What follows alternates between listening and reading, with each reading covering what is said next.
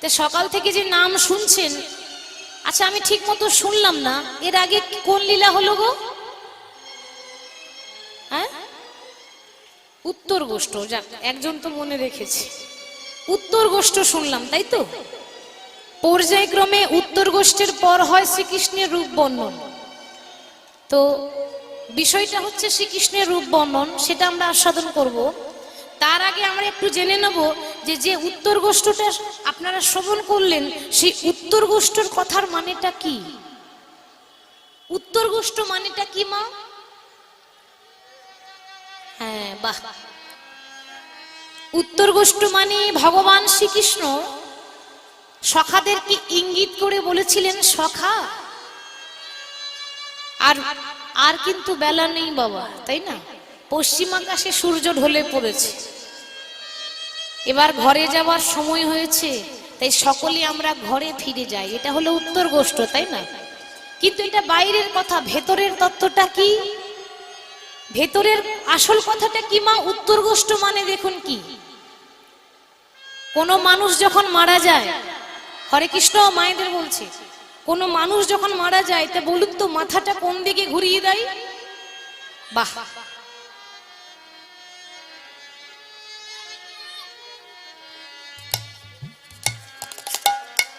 কোন মানুষ যখন মারা যায় মাথাটা কিন্তু উত্তর দিকে ঘুরিয়ে দেয়, কি গো, তাই না? ওইটাই হলো আমাদের জীবনের উত্তর গোষ্ঠ। হরি বল। ওইটাই হলো আমাদের জীবনে উত্তর গোষ্ঠ বাবা।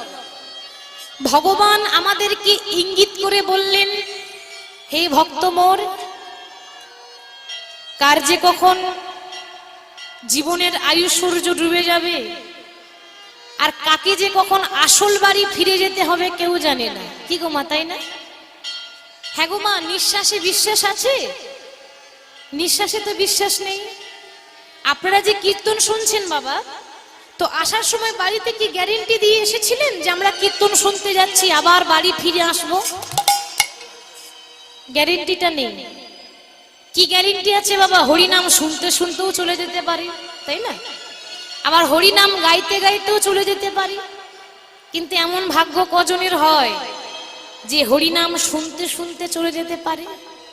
আহারে, এমন ভাগ্য সবারই হয় না, কি গো মা, তাই না? একজনেরই হয়েছিল, রাজা পরীক্ষিত, তাই তো? ভাগবত গীতা শুনতে শুনতে 7 দিনের মধ্যে তার মৃত্যু হয়েছিল। তাহলে এখানে কেউ পরীক্ষিত নয়, আর আমি সুখদেব গোস্বামীও নয়, তাই না? একটা সাধারণ মানুষ। আপনারা যা বলাবেন তাই বলবো, যতটুকু আশীর্বাদ করবেন ততটুকু বলতে পারি, বেশি কিছু আশা করবেন না। কারণ যার কথা কোনো দেবতা বলতে পারেন না, তার কথা আমাদের মতো মূর্খের দ্বারা বলা সম্ভব নয়, কি গো মা, তাই না? হরি বল। তো প্রেমের ঠাকুর গৌরাঙ্গ সুন্দর শ্রীধাম নবদ্বীপের মাঝে এসে তার জীবনের একটাই উদ্দেশ্য ছিল, পৃথিবীতে যত আছে নগর আদি গ্রাম, সর্বত্র প্রচার করো মোরেই হরে কৃষ্ণ মহামন্ত্র নাম, তাই না? মানে গ্রামে গ্রামে, শহরে শহরে, প্রত্যেকটা পাড়ায় পাড়ায় হরিনাম বিলিয়ে দাও। যার জন্য মাগো এখন কীর্তনের প্রচারটা এত বেড়েছে যে প্রত্যেকটা গ্রামে, প্রত্যেকটা শহরে, পাড়ায় পাড়ায় কীর্তন হয়, কি গো মা, তাই না? হয়তো সবই চৈতন্যের কৃপা। কিন্তু মাগো, আপনারা ভক্ত বলি ভগবানের নাম শুনছেন, কজন শোনে? কজনের এমন ভাব থাকে বলুন তো? সবাই তার সমান ভাব নিয়ে আসে না। কেউ কীর্তন শুনতে এসেছে, না একটু কীর্তন শুনতে যাব, তা যাক দুটো ভজন শুনবো, একটু আনন্দ করব, এরকম ভাব নিয়ে অনেকে এসেছে, কি গো মা, তাই না? আবার অনেকে মনে মনে ভাবছে, তাই তো ভজন তো অনেক শুনি, তা দুটো তত্ত্ব কথা শুনবো, কি গো মা, তাই না? এটাও আবার অনেক ভাব নিয়ে এসেছেন। আবার অনেকে মনে মনে ভাবছে, যাক পয়সা দিয়ে কীর্তনিয়াকে এনেছি, তো কীর্তনিয়া দেখতে কেমন একটু দেখে আসি, কি গো মা, তাই না? মুখটা দেখে নেবো, তারপর চলে আসবো। দেখুন, যারা মুখ দেখতে এসেছিল তারা কিন্তু চলে গেছে। যারা মুখ দেখার জন্য আসে তারা আসেই আর চলে যায়, আর যারা নাম শোনার জন্য আসে তারা স্থির ভাবে বসে থাকে। গাছে দেখবেন ফুল অনেক ফোটে, কিন্তু সব ফুল গোবিন্দ চরণে সেবায় লাগে না। গোবিন্দ চরণে সেবা, হরি হরি বল। লাগে না। আহা, গাছে ফুল অনেক ফোটে মা, কিন্তু সব ফুল গোবিন্দ চরণের সেবায় লাগে না। কি গো মা, লাগে? লাগে না। ফুল যখন ফোটে দেখবেন মা, কিছু কিছু ফুল গাছ থেকে আপনা আপনি মাটিতে ঝরে পড়ে যায়, তাই না? কিছু কিছু ফুল গাছের মধ্যেই শুকিয়ে যায়, কিছু কিছু ফুল মালা হয়ে মরা মানুষের গলায় জড়িয়ে দেয়, কিছু কিছু ফুল মালা হয়ে কীর্তনিয়ার গলায় শোভা পায়, কিছু কিছু ফুল আমাদের হরিবাসর সাজানোর জন্য কাজে লাগে, আর একমাত্র কিছু কিছু ফুল আমার গোবিন্দ চরণের সেবায় লাগে। নিতাই গৌর হরি হরি বল। গোবিন্দ চরণ সেবায় লাগে। ঠিক তদ্রূপ যারা এখানে ফুলের মতো ফুটে আছে নাম শুনবেন বলে, ভগবানের নাম শুনবেন বলে, একমাত্র তারাই কিন্তু গোবিন্দ সেবায় লাগবে। কি গো মা, তাই না? আমরা কলিযুগের মানুষ তো বাবা, আমরা সোজা পথে হাঁটতে জানি না, আমরা উল্টো পথে বেশি হেঁটে যাই। কি গো মা, তাই না? উল্টো পথে হাঁটি না, নিজের বাবাকে বাবা বলি না, পরের বাবাকে বাবা বলি, তাই না? পরের বাবাকে বাবা বলতে খুব ভালো লাগে, কিন্তু নিজের বাবাকে বাবা বলতে আমাদের লজ্জা করে। হরি বল। এমনও অনেক মানুষ আছে, কি গো, তাই না? আমরা এমনই মানুষ যে জ্ঞানীদের কাছে জ্ঞান নেয় না, আর মানীদের মান দেয় না। যারা সম্মানের ব্যক্তি তাদেরকে সম্মান দিই বাবা আমরা, যারা সম্মানীয় ব্যক্তি তাদেরকে সম্মান দিই না। দেখবেন সাধু দেখলে, বৈষ্ণব দেখলে আমরা ব্যঙ্গ করি, উপহাস করি। কি গো মা, ঠাট্টা করে, তাই না? অনেকে তো আছে উপহাস করে। আবার জ্ঞানীদের কাছে জ্ঞান নেয় না, যারা সত্যিকারে জ্ঞানী মানুষ তাদের কাছে জ্ঞান কেউ নিতে চায় না। কি গো মা, তাই না? এখন এমন অবস্থা যে জ্ঞানী মানুষরা মূর্খের চরণ ধরে। কি গো, ধরে না? জ্ঞানী মানুষরা মূর্খের চরণ ধরছে, মানে যুগটাই এরকম। এই ধরুন, আমি ছোট্ট একটু কথা বলি। হয়তো একটা মূর্খ মানুষ গ্রামের প্রধান হয়েছে, গ্রামের পঞ্চায়েতের প্রধান হয়েছে। এখন একটা মূর্খ মানুষ যদি প্রধান হয়, আর একটা জ্ঞানী মানুষ খুব গরিব, খুব অভাব, একটা ঘর বাড়ি পর্যন্ত নেই, কি গো মা, সেই জ্ঞানী মানুষটাই দেখবেন মূর্খের পায়ে ধরে বলবে, বাবা দয়া করে আমাকে একটা ঘর দাও না, সরকার থেকে তোমাদের তো অনেক ঘর আসে, একটা ঘর বাড়ি না একটু দাও না। কি গো মা, তাই তো? জ্ঞানী মানুষটা মূর্খের চরণ ধরছে, কেননা তার আসনটা বড়, সে প্রধান বলে তার পায়ে ধরতে হচ্ছে।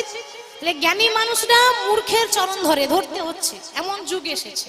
তাই জ্ঞানীদের কাছে জ্ঞান নেয় না, মানীদের মান দেয় না, সোজা পথে হাঁটতে জানি না, আমরা উল্টো পথে বেশি হেঁটে যাই।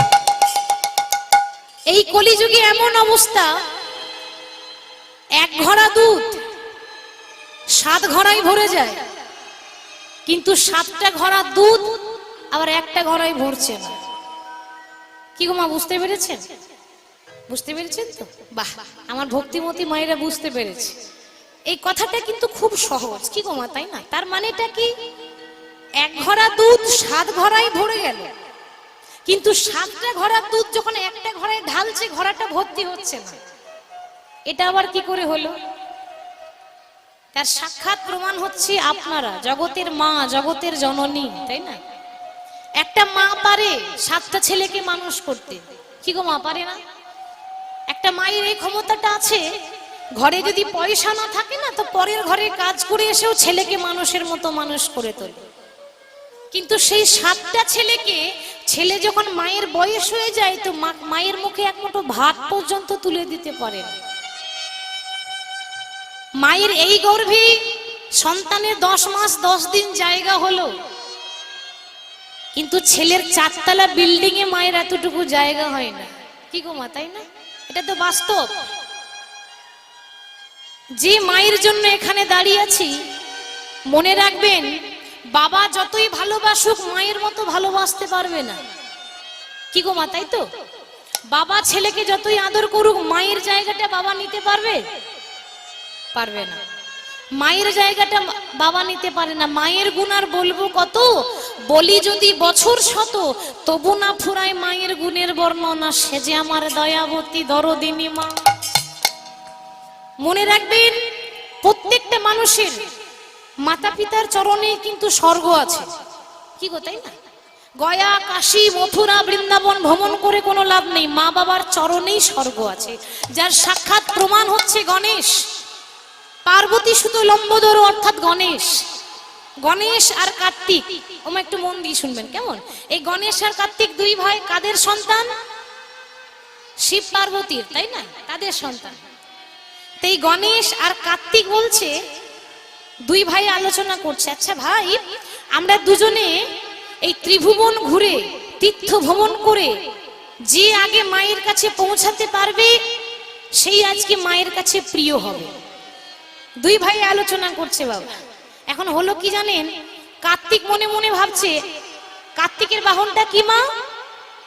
ময়ূর। বাহ। আর গণেশের বাহন? তাহলে কে আগে যায়? ময়ূর আগে যায় না ইন্দুর আগে যায়? ধরতে গেলে ময়ূর কিন্তু আগে যাবে, ইন্দুর তো আস্তে আস্তে যাবে, কি গো তাই না? ইন্দুরের দৌড়ার কতটা। তো কার্তিক মনে মনে ভাবছে, আমার বাহন তো ময়ূর, আমি যাবো আর আসবো, আমার মতো আমার ভাই পারবে না। তা কার্তিক যখন ময়ূর নিয়ে বেরিয়ে গেল ত্রিভুবন ঘুরতে, এদিকে গণেশ কি করলো জানেন? গণেশ কিন্তু বুদ্ধিটা বেশি। বলুন তো, বিদ্যা বড় না বুদ্ধি বড়? বুদ্ধি বড় হয়, বিদ্যার থেকেও বুদ্ধিটা বেশি বড় হয়। তা গণেশ এত বুদ্ধিমান, খাই বেশি কিন্তু বুদ্ধি হচ্ছে অনেক। কার্তিক চলে গেল বাবা ত্রিভুবন ঘুরতে, মানে যে আগে আসবে সে মায়ের প্রিয় হবে, এই দুজনের ভাইয়ের আলোচনা হয়েছে। কার্তিক যখন ময়ূর নিয়ে চলে গেল, গণেশ এত বুদ্ধিমান বাবা, সঙ্গে সঙ্গে কি করলো জানেন? মা বাবা বসে আছে, শিব পার্বতী বসে আছে, সঙ্গে সঙ্গে তিনবার মাতা পিতাকে প্রদক্ষিণ করলেন, মানে তিনবার মা বাবাকে ঘুরে মায়ের কোলে প্রণাম করে বসে পড়লেন। কার্তিক এসে বলছে, ভাই এটা কেমন হলো? আমরা দুজন একসঙ্গে বেরিয়েছিলাম, তো আমি আগে গেলাম, তুই পরে গেলি, তো তুই আবার এত তাড়াতাড়ি চলে এলি কেন? হরি বল। মা পার্বতী বলছে, বাবা, গণেশ আজকে বুঝিয়ে বলে দিল যে গয়া, কাশী, মথুরা, বৃন্দাবন ঘুরলে হয় না, মায়ের চরণে স্বর্গ আছে, এটা সে বুঝিয়ে দিল। মাকে বসিয়ে তিনবার ঘুরে দিল, মানে তার চরণেই তো স্বর্গ আছে, কি গো তাই না? তাহলে এক ঘড়া দুধ 7 ঘড়ায় ভরে যায়, 7 ঘড়া দুধ একটা ঘড়াই ভরছে না। শুধু তাই নয়, আবার এই কলিযুগের অবস্থাটি কেমন? এক ব্যক্তি বাবা ফসল লাগিয়েছে, এখন ফসল যেন ছাগল গরুতে না খায় তার জন্য বেড়া দিয়েছে। বেড়া মানে জানেন তো, মানে ঘিরে দিয়েছে যেন ছাগল গরুতে ফসল না খায়। কিন্তু তার উল্টো, তার বিপরীত, কিছুদিন পর দেখা গেল সে সেই বেড়াটাই আবার ফসল খাচ্ছে। মানে যেই রক্ষক সেই ভক্ষক। হরে কৃষ্ণ। যাদেরকে আমরা ভাবছি না যে তারা আমার রক্ষা করবে, আমার বিপদে আছে, তারাই কিন্তু আমাদের ভক্ষক। মানে খুব সহজ কথায় ছোট করে বলি, যেমন পুলিশ প্রশাসন, কি বাবা তাই না? তারাই আমাদের রক্ষক না, আবার তারাই ভক্ষক হয়ে যায়, কি গো তাই তো? হরি হরি বল। এমনও মানুষ আছে যে থালায় খায় সেই থালাতে ছিদ্র করে, মানে আপনার সামনে আপনার খুব প্রশংসা করবেন, বাহ খুব ভালো মানুষ, দারুণ মানুষটা, এমন ভালো মানুষ হয় না, আপনি চলে গেলে আপনার পেছনে আবার আপনারই নিন্দা করবে, কি গো তাই না? যেই রক্ষক সেই ভক্ষক। 3 নাম্বার বলছে বাবা, একটা ছুঁচ জানেন তো? হ্যাঁ, তো ওই ছুঁচের যে ছিদ্রটা আছে, ওই একটা ছুঁচের মধ্যে গোটা হাতিটা পেরিয়ে গেল, কিন্তু লেজটা আটকে গেল। হ্যাঁ গো মা, এরকম হয়। এইটুকু ছুঁচ, তার আবার এইটুকু ছিদ্র, তো ওই ছিদ্রে হাতিটা পেরিয়ে চলে গেল, লেজটা আটকে গেল। এত বড় হাতি পেরিয়ে গেল, লেজ আটকে গেল। তার মানে বাবা যখন কন্যাদান করে, মানে মেয়ের যখন বিয়ে দেয়, 4 লাখ 5 লাখ খরচা করে প্যান্ডেল করে মা, কি গো তাই না? 7-8 লাখ টাকা বিয়ের পণ দিয়ে মেয়েকে বিয়ে দেয়, কিন্তু যে না থাকলে বিয়েটা হবে না, পুরোহিত মশাই, তাকে দেখবেন 101 টাকা দিয়ে বলে, ঠাকুর মশাই আর পারলাম না, ওই 101 টাকাই নেন, কি বাবা তাই না? হরি বল।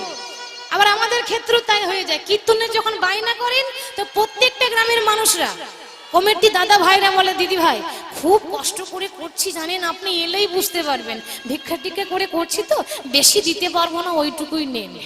কি গো, এত বড় খরচা করে প্যান্ডেলটা খরচা করেছে, কিন্তু কীর্তনিয়ার বেলায় ওইটুকু, মানে গোটা হাতি পেরিয়ে গেল, এই লেজটাই আটকে গেল। নিতাই গৌর হরি বল, হরি বল, হরি বল।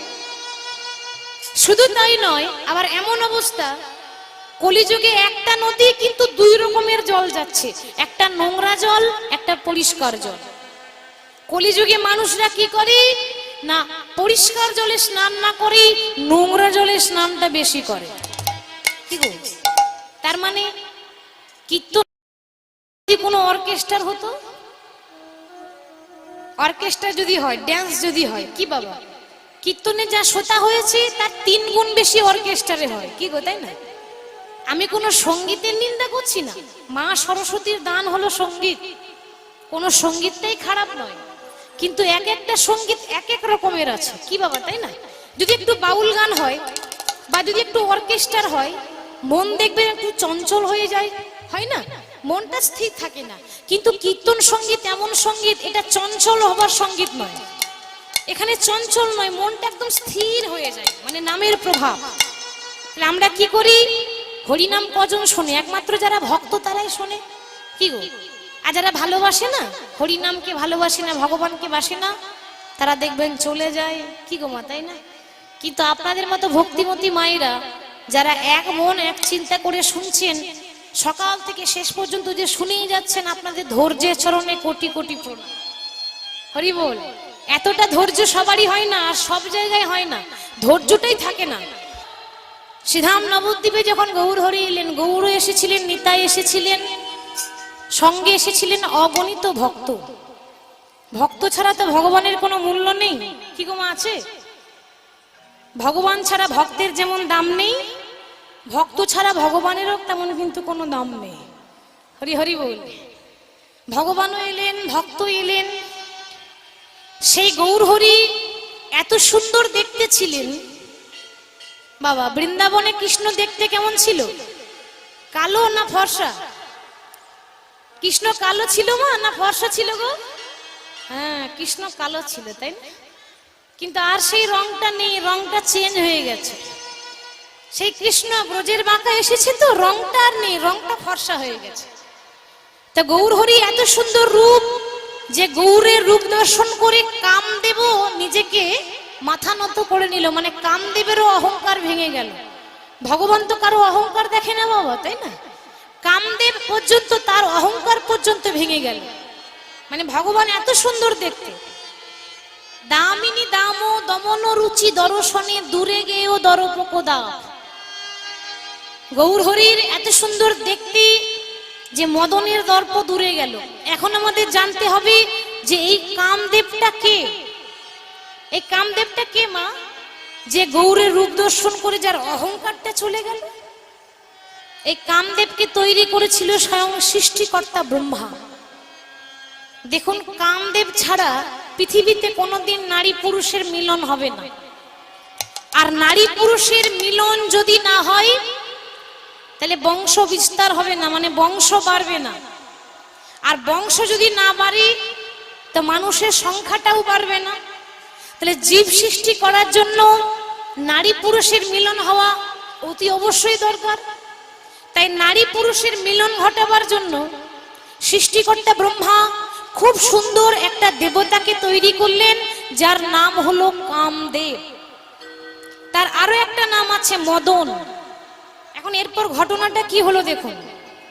কামদেবকে যখন সৃষ্টিকর্তা ব্রহ্মা তৈরি করলেন, কামদেব তখন সৃষ্টিকর্তার ব্রহ্মার চরণ ধরে বলছে, পিতা, আপনার জন্য জগৎ দেখলাম, মানে আপনি আজ থেকে আমার ধর্ম পিতা, আপনি আমার বাবা। তাহলে বলুন, আমাকে যে তৈরি করলেন, কি আপনার অভিপ্রায়? কিসের কারণ? কোন কারণের জন্য আপনি আমায় তৈরি করলেন? ব্রহ্মা বলছে, বাবা, কারণ একটাই। কি কারণ জানো? এই পৃথিবীতে প্রত্যেকটা নারী পুরুষ, মানে যাকে তাকে নয়, একমাত্র যাদের বিবাহ হয়েছে স্বামী স্ত্রী, ওই স্বামী স্ত্রীর মধ্যে মিলন ঘটানোই হচ্ছে তোমার আসল কাজ। আর সেই কারণেই আমি তোমাকে তৈরি করলাম।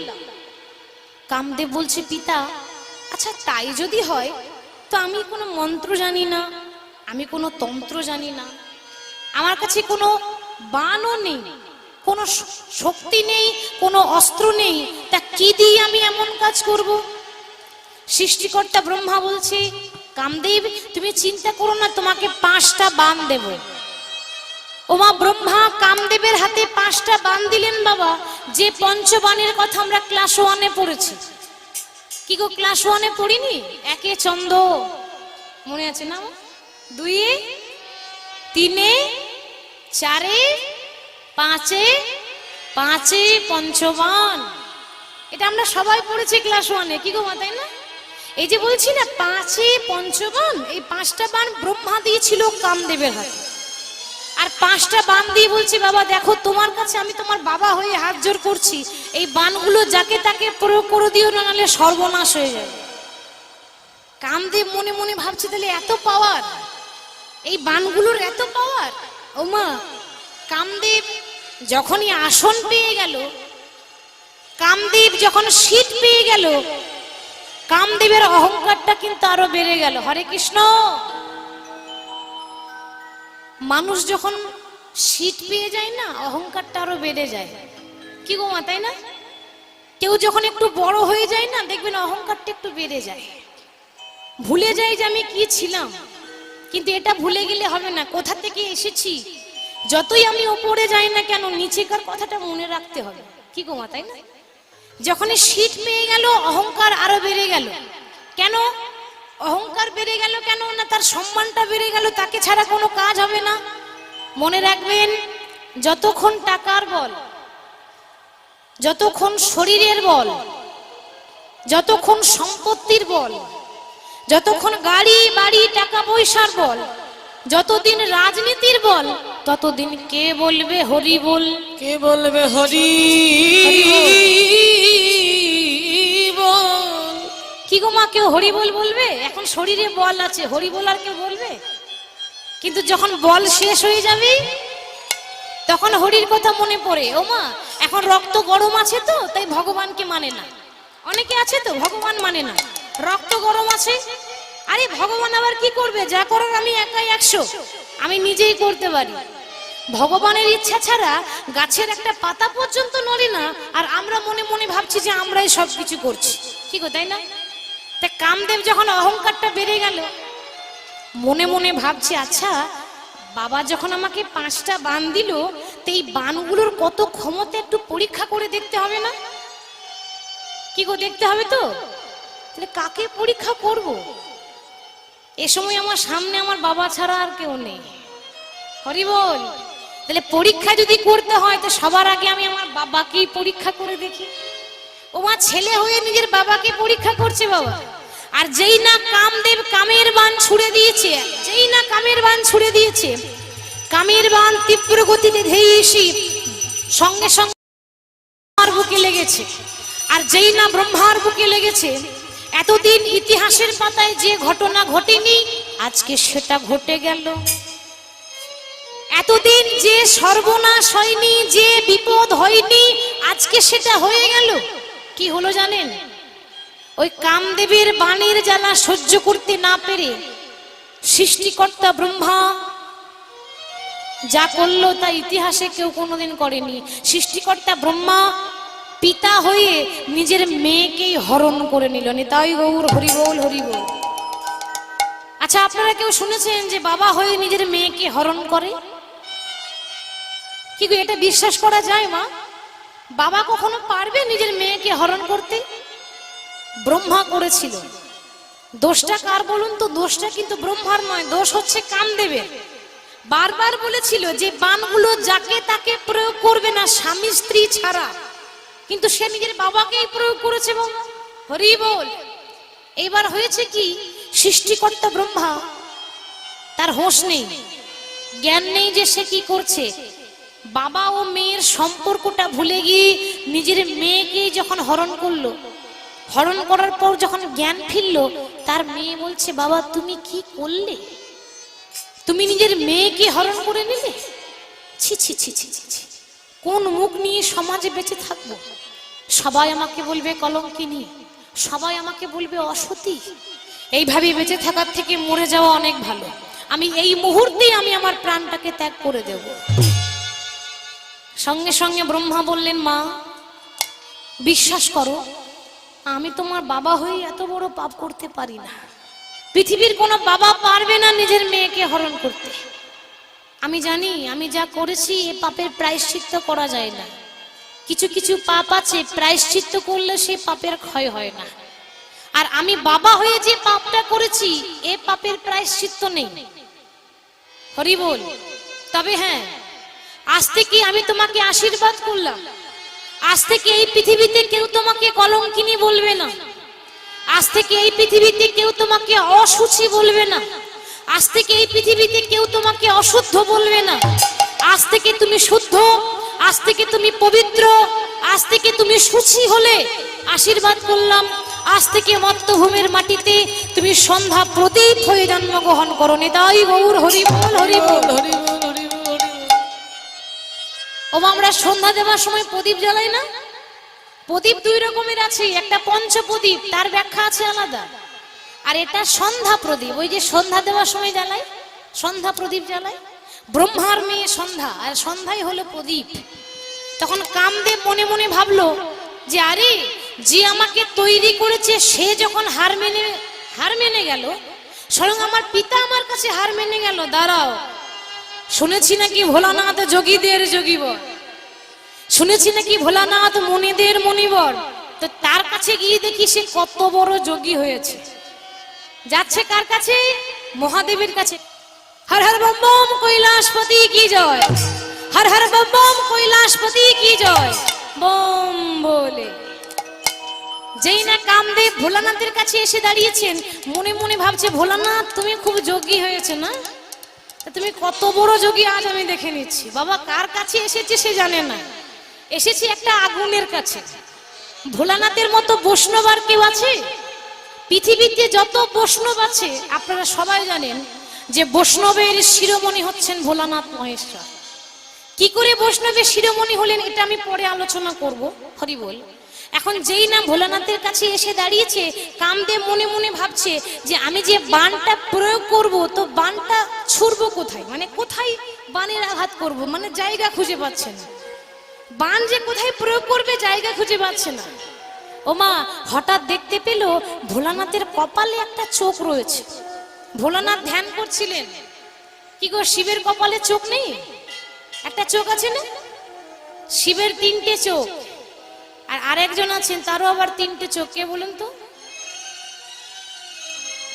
হ্যাঁ, মহিষাসুর মর্দিনী ত্রিনয়নী দেবী দুর্গা। কি গো মা, তাই না? মা দুর্গার তিনটে চোখ, আর ভোলানাথেরও কিন্তু তিনটে চোখ। তো এই কপালে যে চোখটা আছে এটা কিন্তু ধ্বংসের প্রতীক, মানে এটা খুলে গেলে সব শেষ হয়ে যাবে। সেটা কামদেব জানে না। এই যেই না বাবা ভোলানাথের কপালের চোখের মধ্যে যেই না বাণ প্রয়োগ করেছে, সঙ্গে সঙ্গে নয়ন উন্মিলন হয়ে নয়ন থেকে বেরোলো আগুন, আর সেই আগুনে কামদেবকে পুড়িয়ে ভস্ম করে দিল। কামদেব পুড়ে ছারখার হয়ে গেল। কামদেবের স্ত্রী ছুটে এলো, যার নাম হচ্ছে রতি। রতি মানে প্রেম, আসক্তি। বাবা তো রতি ছুটে এসে বলছে, প্রভু যে পাখির পাখনা নেই সেই পাখি উড়তে পারে না, যে গাছে ফল ধরে না সেই গাছের দাম নেই। এই জগতে এটাই তো। যে সন্তানের পিতা থাকে না তার যে কি কষ্ট, সে যে কতটা অনাথ একমাত্র সেই জানে। ঠিক সেরকম যে সতীর স্বামী নেই সে সতীরও কোনো দাম নেই। হরি বল। তা আমার স্বামী যখন পুড়ে ছারখার হয়ে গেল, আমি আর বেঁচে থেকে কি করব? তুমি আমাকেও ধ্বংস করে দাও। ভোলানাথ মহেশ্বর বললেন, রতি তোমার স্বামী ভুল করেছে, সে জানে না যে সে কার কাছে এসেছে। তবে আজ থেকে তোমার স্বামী তো পুড়ে ছারখার হয়ে গেল, আজ থেকে আশীর্বাদ করলাম, আজ থেকে কামদেবকে কেউ চোখে দেখতে পাবে না। ওই জন্য কামদেবকে চোখে দেখা যায় না, কিন্তু আজ থেকে কামদেব প্রত্যেকটা মানুষের শরীরে কাম রিপু হয়ে বিরাজমান করুক। নিতাই গৌর হরি বল, হরি বল। বাবা কামদেব কিন্তু সবারই শরীরে আছে, কেউ দেখতে পাই আমরা, কিন্তু আমাদের 6টা রিপুর মধ্যে সবারই আছে কাম। কি গো নাই? কাম, ক্রোধ, লোভ, মোহ, মদ, মাৎসর্য সবারই উপরে কাম। কাম না থাকলে নারী পুরুষের মিলন হয় না, এটা স্বাভাবিক কথা। তো সেই কামদেব মনে মনে ভাবলো যে আমার মতো রূপবান আর কেউ নেই, মানে আমার মতো সুন্দর আর কেউ নেই। কি গো, সুন্দর হওয়া ভালো, কিন্তু রূপের অহংকারটা করাও তো ভালো নয়। কি বলে? রূপ দিয়েছে, নিজের রূপ নিজের কাছে রাখা দরকার, কিন্তু কাউকে অহংকার দেখাতে নেই। এত রূপের অহংকার, যেই না গৌরকে দেখে নিয়েছে অমনি মাথাটা নিচু হয়ে গেছে। ভাবলাম আমার মতো সুন্দর কেউ নেই, এ তো দেখছি আমার আবার বাবা, মানে বাবারও বাবা আছে, তাই না? সঙ্গে সঙ্গে গৌরের রূপ দর্শন করে প্রণাম